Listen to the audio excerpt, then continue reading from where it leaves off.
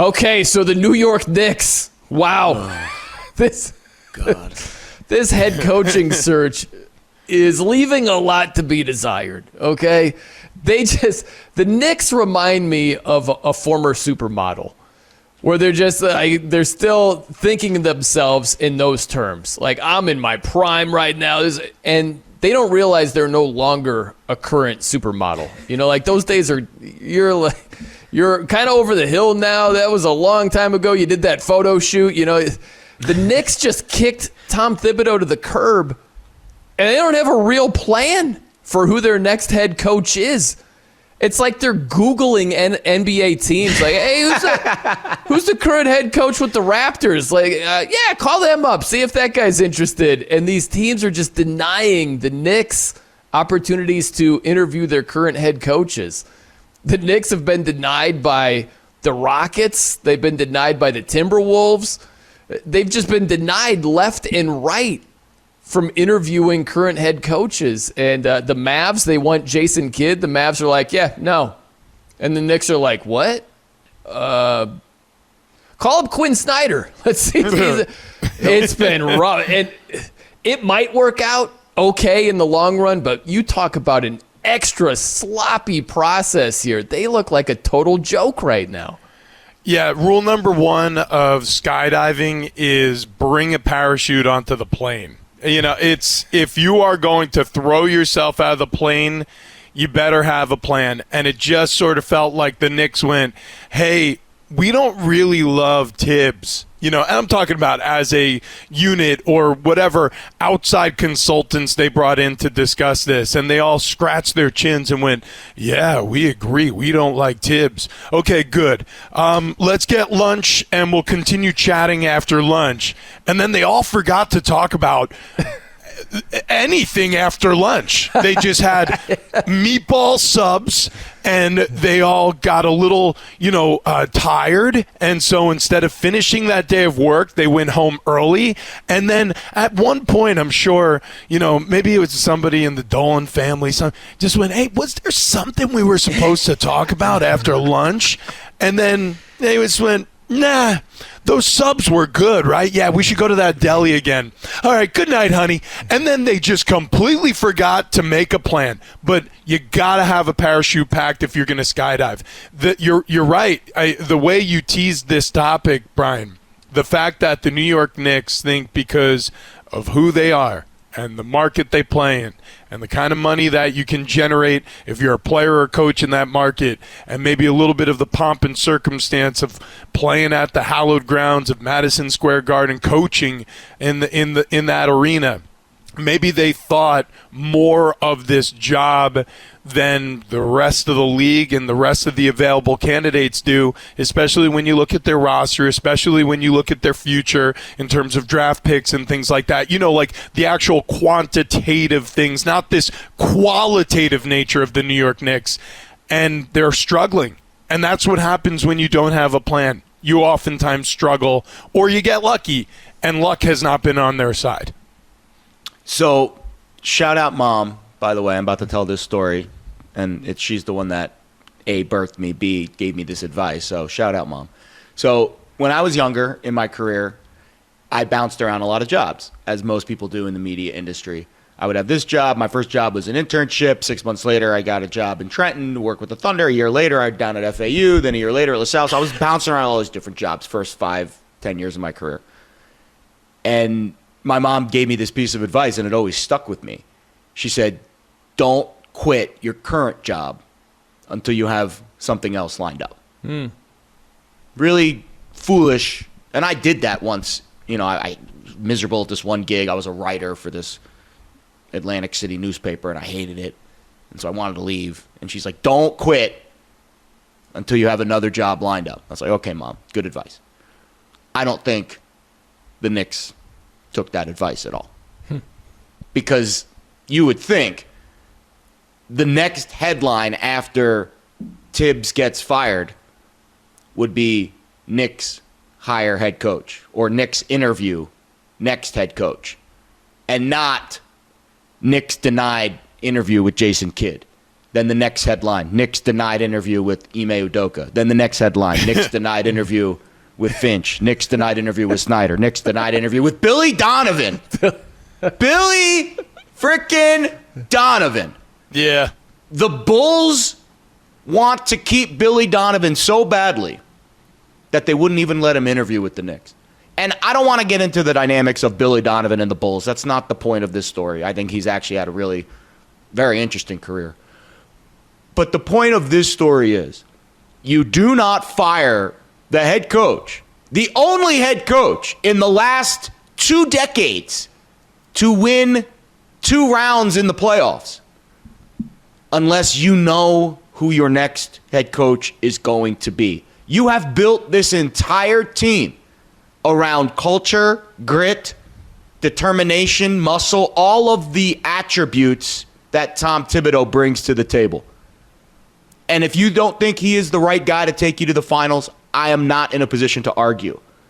But I can tell you, if you fire him without a plan in place, a succession plan, it's not going to work out.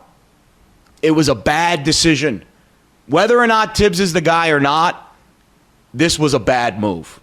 And I have no idea who they're going to hire. Mike Brown, Taylor Jenkins, one of those guys, it sounds like. I just don't understand the logic, the plan. What's your plan? I don't think there was one. I think the meatball sub thing makes a lot of sense. Yeah. And you know what? Something else Rich said a week or 2 ago. It really does seem like, hey, maybe Tom Thibodeau is a little like Belichick, right? Where it's not the guy that you would expect in the workplace to be like, hey, Jimmy Dolan, how are things? How's everything going? Like, was the fishing trip cool? Like, Tibbs just sounds like, I got film to watch. You know, like, yeah. That's how Belichick was, right? Robert Kraft couldn't wait to get rid of Belichick. And so maybe there was something there. This is absolutely a James Dolan move. James Dolan kicked Tibbs to the curb, and now the process is what it is. And it also seems like, you ever see, and they're totally set up, do you ever see those, like, mock wedding proposals at like halftime of a basketball game or something like that, and the girl says no? That's what the Knicks seem like. They seem like, it should probably say yes. It should work out fine, right? Like, and now they're in this spot where it's like, where's your self-awareness? What was the plan B?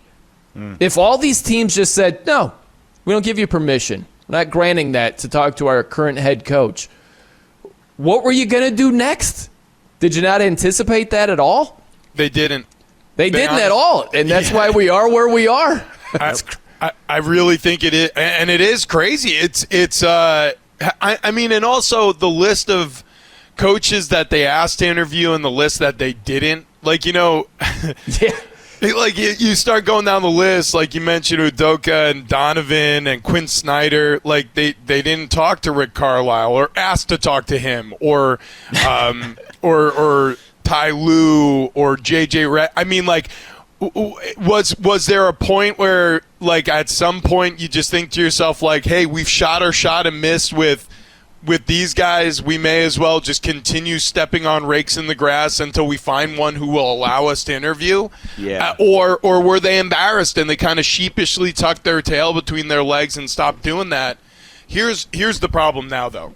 The problem now is, after letting go Tibbs the way you did, which I thought, from the standpoint of how it happened, it sends out a bad signal to other coaches that this is how you will be dealt with in New York. Like, it puts up a little bit of an ice front or a cold front from the standpoint, like, you may be mistreated if you come here from a head coaching standpoint. There were rumors circulating before the playoffs even began that Tom Thibodeau was out. And there were still analysts and people close to the game who were shocked about his firing, but there were rumors. And then they followed through with those rumors. And Tibbs is still owed $30 million on this contract. Wow, I didn't know that. I mean, he is going to be paid a boatload of money by the New York Knicks. So you have that part of it where it's like, hey, even if you think you have security based on the time left on your contract or the money left on your contract, guess what? You don't. And we have no problem embarrassing you if we don't get along with you. Good luck finding somebody who is interested in, the public humiliation that they really kind of put one of the most not prolific, but one of the winningest coaches they've had on the staff in a long time. I mean, we've cited it so many times how long of a playoff drought and an Eastern Conference final drought it had been prior to Tibbs, but it almost, outside of winning a championship, I don't think anything would have reversed this decision for the Knicks. They didn't care. I've totally forgot about the contract. That makes it even worse. Yeah. That's how you know if it wasn't a Dolan decision, he had to have signed off on it. Oh yeah, he did. There's no way that they would have fired him and owed him all that money. And maybe there's something in his contract where they can get out of it at some point. I'm not privy to it. I didn't look at his contract this morning. I totally blanked on that aspect of this story, which is an interesting nugget because it makes the search that much more exhausting. Like, I wouldn't be shocked if Leon Rose, Game 6 in Indiana, goes up to Carlisle in the tunnel like, "Hey Rick, hey, we're probably gonna fire Tibbs. Any interest in coming coach for us?" Like, at this point, the desperation, like it reminds me of that guy at the bar at the end of the night, and you gotta close, you gotta finish. Your masculinity's on the line. You don't bring a girl home. Don't even get me started on that argument. But it reeks of desperation. It absolutely reeks. Did they not think all of these rejections would be made public? Like, with each passing rejection, the odds of them getting a star to come play for them, like Kevin Durant, who's available, by the way, who the Suns are desperately trying to trade, it just decreases their odds of getting one of those players because it just makes them look like they don't have a plan. If you are a player in the NBA and you have any semblance of a brain with an agent and a forward-thinking mindset, and you're sitting down with the Knicks, and you're like, "Hey, Leon Rose, what's your plan?" "I don't know. We're going to call all these coaches that already have jobs, gainfully employed, and beg them to come coach for us." Well, wait a minute. Didn't you just have a coach that took you to the finals that made it further than all of the other coaches that you're calling in the postseason? Like, it just, and again, I'm not an NBA expert. I'm not this analyst that covers the league. But I do have common sense. And I know that you don't leave a job until you have another one lined up. That's just a dumb move. You don't fire a head coach until you have another one lined up. It is a dumb move when you're running a multi-billion-dollar organization like the New York Knicks. Shame on you, Leon Rose. Shame on you, James Dolan. Shame on the entire operation for allowing this to happen. Yeah, it's rough, man. Sometimes I wish coaches behaved like players. They're better off for not doing that. But if there were a player that was done dirty like Tibbs just was, there's a good chance they would be pretty vocal about it right now. Oh, yeah. And you're not going to hear a peep from Tibbs, and he's smarter off for doing that because it's just going to make him look bad. But it'd be funny to hear an interview from Tibbs right now. Oh, yeah. Of like, you see what I was dealing with? You see what, right? Like, yeah. You see, we've rattled it off. They made it to the Eastern Conference Finals for the first time in 25 years. Back-to-back 50-win seasons. For the first time since the 90s. You know? And you look at it's crazy to go through these 7 years before Tibbs where they didn't make the playoffs. And sometimes it's kind of like, I can't even really remember. So it was Derek Fisher was the head coach for like a year and a half. Kurt Rambis was the interim head coach. Yep. Then it was Jeff Hornacek for 2 years. Then it was David Fizdale. Unbelievable. Take that for data. That guy for like a year and a half. Then there was another interim coach, and then there was Tibbs. Like, it was lean from Mike Woodson until Tibbs. And there were multiple coaches in between those two. And it's like, you could be staring that in the face right now. Now, watch this somehow, some way work out where these teams like the Mavs and the Rockets and all these teams, not only do they not want to let go of their head coach, but if they are going to lose their head coach, they'd like some compensation for it. They'd like a first-round pick or something instead of just letting them go, you know? So maybe it works out where they get a draft pick and the Knicks still get who they were initially looking for. It could work out that way, but man, this is a bad process. We talk about process all the time in sports betting. Every now and then you luck out. You're playing Texas Hold'em, you're like, I'll go in with 10-3 offsuit. It might work out, you know? It worked for Texas Dolly, 10-2. We're close, right? Like, and it's like, it's not always going to work out. Every now and then, any two cards, you run into some blind luck, but your process was bad. You know, like even if it works out well for the Knicks, the process is freaking terrible. It's not going to work out well for them in this situation. Yeah. It just seems like it shouldn't because the process has been so bad. Like, what's the best case scenario? Taylor Jenkins, Mike Brown. It's going to be a retired. It's good. That's the world that they're going to exist in now in terms of this coaching hunt. Is going to be the retired head coaching route, whether it be collegiate, most likely professional. They're going to find an NBA retread. They're going to sign him to a shorter tester-like contract, and that coach probably won't see the end of that contract either before being let go. And then maybe at that point they'll be bad enough for long enough to have enough of a draw in terms of the draft picks they've amassed. If they trade off a couple of stars and amass a few more, where a head coach will take the bait. Where they'll be like, yeah, I've heard all the horror stories about the Dolans. I know organizationally they're unorganized or disorganized. Maybe I could come in and help. And plus, we've got a bright future if we spend those picks the right way. Yeah, I'll be a part of the rebuild. That's honestly, it seems bleak, but that might be the best outcome for the New York Knicks right now. Yeah, that's the deal, 5 man. years of nothing. Yep. Yeah. Yeah, right. Another back to the dregs of the kegs. Well, that's the Enjoyed thing, that too. finals run, guys. If it's not that and it's one of these current head coaches, they're going to have to send some compensation. Might be a first-round pick. The problem is they sent 5 first-round picks in the Mikal Bridges deal. Oh, my God. 4 unprotected picks. And Mikal Bridges is a good player. Yeah, he good. is. But that's a lot of compensation for Mikal Bridges.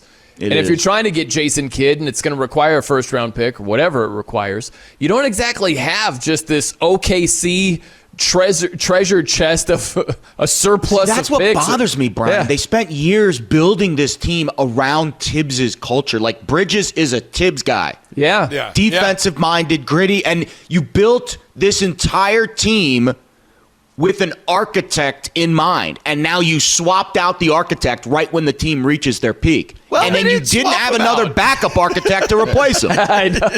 Yeah, exactly. That's right. Yeah, that's exactly where they are right now. We've got Rich Ohrnberger, Penn State All-American, Jared Smith, FSR betting analyst, and a Knicks fan at heart as a young kid, right?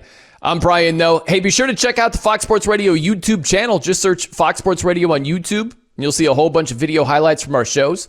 And be sure to subscribe so you always have instant access to our Fox Sports Radio videos on YouTube.